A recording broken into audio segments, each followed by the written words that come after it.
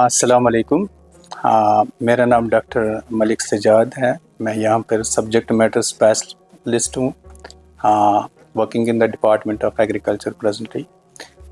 तो ये हमारे डिपार्टमेंट में ये जो किचन गार्डन है ये तो बहुत पहले से आ रहा है, ये थ्रू आउट ईयर चलता रहता है। तो इसकी जो मोस्टली जो हम सीडलिंग्स यहाँ पे बनाते हैं ये मार्च में, और जो हमारे एग्रीकल्चर के हिसाब से जो सीजन्स हैं जैसे खरीफ है, जैसे रबी है और ज़ैद है, तो तीनों सीजन्स के लिए हम सीडलिंग्स प्रिपेयर करते हैं और फार्मर्स को हम देते हैं।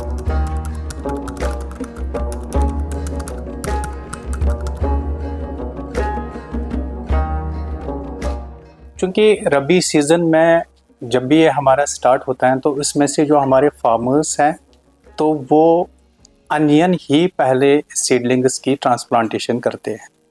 तो कुछ फार्मर्स ऐसे भी हैं कि जो सीड सोइंग कर लेते हैं खुद भी, तो लेकिन हमारे डिपार्टमेंट में उनका वो टाइम बचाने के लिए यहाँ से हमने हाइब्रिड का जो एक बहुत बड़ा हमने इनिशिएटिव लिया है कि we will introduce the hybrid varieties in the Jammu and Kashmir, so that कि फार्मर्स की जो इनकम है वो ज़्यादा बढ़ जाए, उनकी जो प्रोडक्शन है वो ज़्यादा बढ़ जाए और उनको उससे ज़्यादा फ़ायदा हासिल हो जाए। तो उसके लिए हमारा यही जो सीज़न है, क्योंकि अनियन को ग्रो करने के लिए फिजिबल जो टेम्परेचर होता है that is mostly 12.5 to 23 degree Celsius, तो ये फिजिबल टाइम है।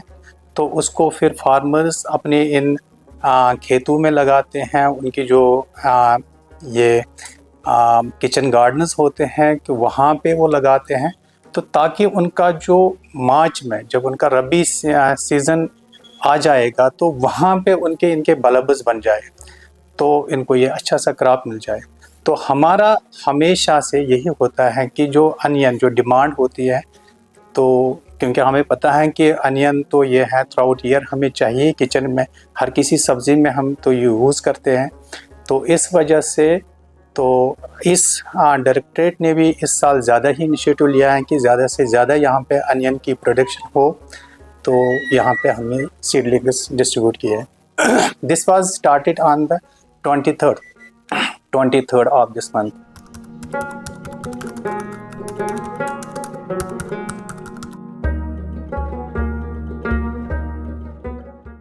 तो चूँकि ये तो अब हम आपको पता है कि ये तो विंटर सीज़न अब स्टार्ट हो जाएगा। दिस इज़ नवंबर और दिसंबर आने वाले हैं।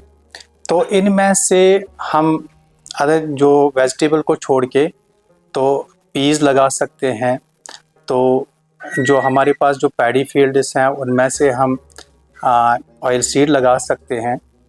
तो लेकिन in case of this vegetables तो और हमारे पास जब कुछ वैरायटीज़ होते हैं जो फार्मर्स ज़ैद के लिए यूज़ करते थे, उसमें से हम शलगम भी यूज़ कर सकते हैं। तो शलगम के सीड्स भी अभी हम एक क्रॉप ये एडवांटेजसली ले सकते हैं इसमें से।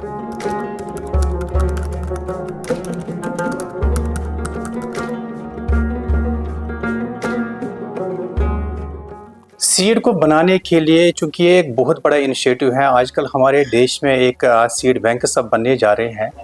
तो सीड के हमारे पास दो इनिशिएटिव्स होते हैं, एक होते हैं ओपन पॉलिनेटेड वैरायटीज़, दूसरे होते हैं हाइब्रिड वैरायटीज़।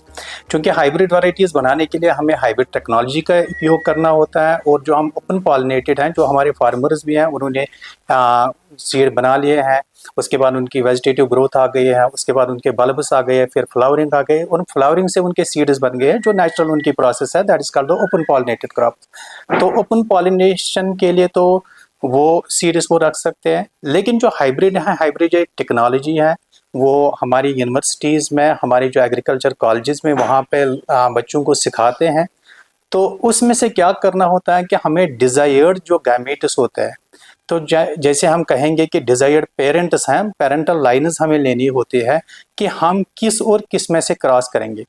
तो उसमें से हम पहले ही क्या चूज़ कर लेते हैं कि हम कहते हैं कि जो हमारे पास बेटर वैराइटीज़ हैं उनकी हम क्रॉसिंग कर लेंगे, that is under controlled conditions. तो फिर उसके बाद जब एक तरीका होता है जैसे कि फिर उनके जो गैमेट्स हैं, male gametes and female gametes को हम उनको क्रॉसिंग कर लेते हैं। क्रॉसिंग के बाद उनकी बैगिंग होती है, टैगिंग होती है। तो और उस हिसाब से चूँकि मैं यहाँ पे कम टाइम है, उसमें से पूरी प्रोसेस आपको नहीं बता सकता हूँ। तो ये थोड़ा-सा आपको मैंने इसका क्रैक्स बता दिया है कि how these hybrid seeds are being formed in the agriculture universities or in our farms or in our kitchen gardens। तो वहाँ पे इस टेक्नोलॉजी का उपयोग करके फिर हाइब्रिड वैराइटीज़ बनाई जाती है। तो ये फर्स्ट चूँकि इसका जब क्रॉसिंग कर लेते हैं पेरेंटल लाइन में, इनकी जो फर्स्ट फेलियल जनरेशन होते हैं that is called the cross, first cross. तो चूँकि आपने और हमने पढ़ा होगा जो मेंडल ने जो पहला जो क्रॉस किया था जेनेटिक्स में, तो उसकी जो फर्स्ट लाइन F1 लाइन आ गई है उसी को हम हाइब्रिड बोलते हैं।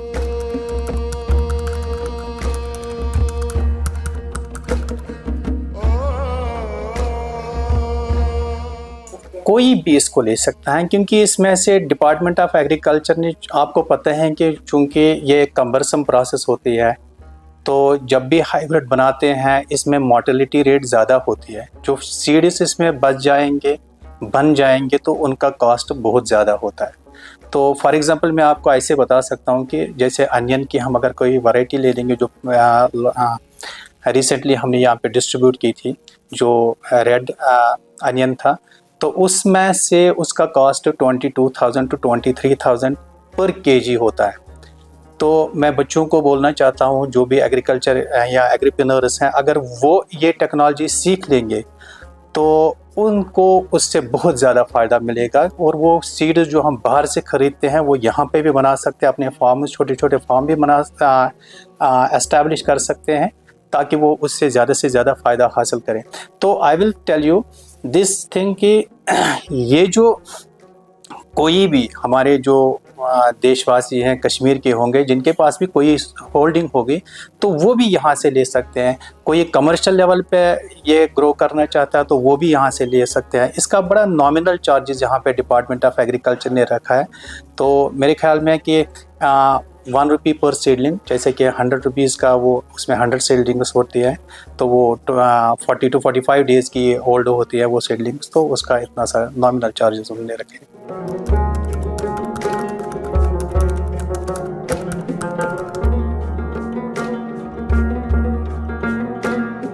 आपके माध्यम से भी मैं तमाम जम्मू कश्मीर के लोगों को तो बोलना चाहता हूं कि आप आइए डिपार्टमेंट ऑफ एग्रीकल्चर के जहां पे भी इंटीरियर लेवल पे भी जो फार्मर्स हैं, जो उन्होंने वहां पे प्रोटेक्टिव कल्टीवेशन के अब हमारे पास ये हॉट हाउसेस है, हमारे पास प्रोटेक्टिव कल्टीवेशन के जो ग्रीन हाउसेस हैं, वहाँ पे आप सीडलिंग्स भी वो भी बना रहे हैं। आप वहाँ जाइए, एग्रीकल्चर एक्सटेंशन ऑफिसर के साथ रब्ता कर लीजिए, वो आपको डिपार्टमेंट ऑफ एग्रीकल्चर सीड भी देता है फार्मर्स को।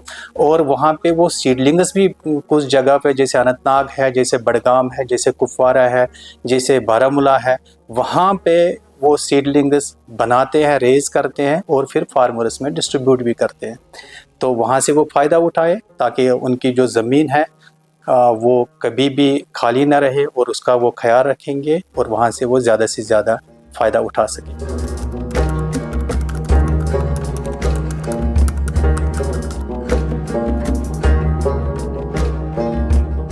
सबसे पहले उनको ये देखना है कि जो बाज़ार में वो ख़रीद रहे हैं सीडलिंग्स, तो उनको पता ही नहीं वो क्या बेच रहे हैं।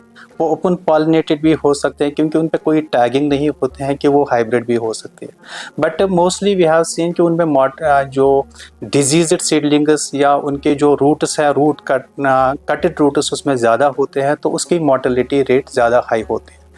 तो और ये भी पता नहीं है कि वो सीडलिंग है क्या। लेकिन यहाँ पे जो एग्रीकल्चर डिपार्टमेंट जो भी सीडलिंग देता है, ये बिल्कुल उनको पता है कि इसकी वैरायटी क्या है, इसकी ट्रेसेबिलिटी है। तो डिपार्टमेंट ऑफ एग्रीकल्चर भी अच्छी अच्छी एजेंसीज़ हैं, उनसे वो सीड खरीदते हैं, फिर यहाँ पे रेज़ करते हैं, फिर उनकी मोर्टेलिटी आप देख लेंगे बहुत ही कम है। जब भी वो रेज़ करेंगे अपने बेड्स में, नर्सरी बेड्स से लेके फिर उनके किचन गार्डन्स में ले लेते हैं, तो उनकी जो ओवरऑल जो ग्रोथ रेट है वो बहुत हाई है।